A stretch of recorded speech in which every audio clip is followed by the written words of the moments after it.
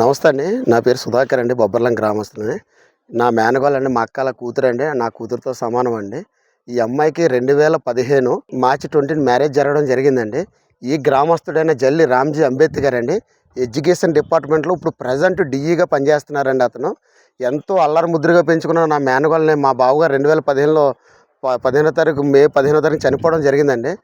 1 ఇయర్లో మ్యారేజ్ చేసేయాలన్న కాన్సెప్ట్తో మా అక్కోళ్ళు ఈ అబ్బాయి రామ్జీ అంబేద్కర్ ఎవరైతే ఉన్నారో రోజు మా అక్కోళ్ళ దగ్గరికి వచ్చి, అక్క మీ అక్క అండి, మీ అమ్మాయి నాకు చాలా ఇష్టం, నేను పెళ్లి చేసుకుంటానండి.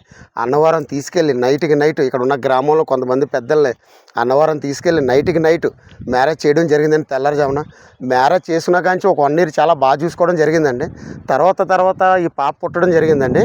ఈ పాప పుట్టిన తర్వాత అదిగో నాకు మగవాడు కావాలంటే ఆడపిల్ల పుట్టతామేంటి, ఇదే ఆడపిల్ల అయితే నేను చంపేస్తానని చెప్పి హాస్పిటల్ నుంచి డిశ్చార్జ్ చేసినాడు. వస్తా కారు ఆపి అదే బ్యారేజ్ పిచ్చికలంక బ్యారేజ్ మీద ఆఫ్ చేసి పిల్లల్ని నిలబట్టిన గోదట్లు వదిలేస్తానండి. ఈ అమ్మాయి కాళ్ళ మీద అడి అయ్యో అని చెప్పి బతులు ఆడికి మొత్తం మీద కాంప్రమైజ్ చేసిందండి.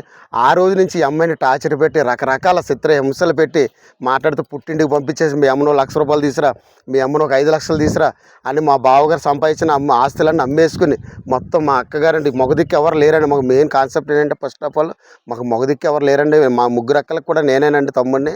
మొగదిక్కు ఎవరు లేరండి. ఎవరితో చెప్పుకుంటానో చెప్పుకుని ఈ అమ్మాయి డబ్బులన్నీ వాడేసి ఈ అమ్మాయిని ఈరోజు రోడ్డు మీద తీసుకొచ్చి నిలబెట్టడం జరిగిందండి. మేము ఎస్పీ గారి ఆఫీస్కి వెళ్ళినా, మన కలెక్టర్ గారి ఆఫీస్కి వెళ్ళి ఎక్కడికి వెళ్ళినా మాకు న్యాయం జరుగుతలేదండి. ఇంక్లూడింగ్ పోలీస్ స్టేషన్కి వెళ్ళినా కూడా అతనికి అనుకూలంగా మాట్లాడుతున్నారండి. ఇవన్నీ కాదని మేము కోర్టులో వేయడం జరిగిందండి. ఇది 4 సంవత్సరాల నుంచి కోర్టులో జరుగుతుందండి.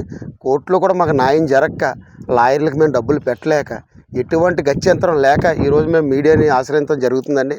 దీన్ని బట్టి మాకు తక్షణమే తగిన న్యాయం చేసి దయచేసి మా అక్క చెల్లెళ్ళు, మన ఆంధ్ర రాష్ట్రంలో ఉన్న, తెలుగు రాష్ట్రంలో ఉన్న ఆడబిడ్డలందరూ కూడా నా మేనగాళ్ళకు సపోర్ట్ చేసి దీని మీద తక్షణమే స్పందించి ఒక ఆడ కూతురికి, ఒక ఆడపిల్లకి ఇదే అన్యాయం జరిగితే మీరు ఇలాగే వదిలేస్తారా?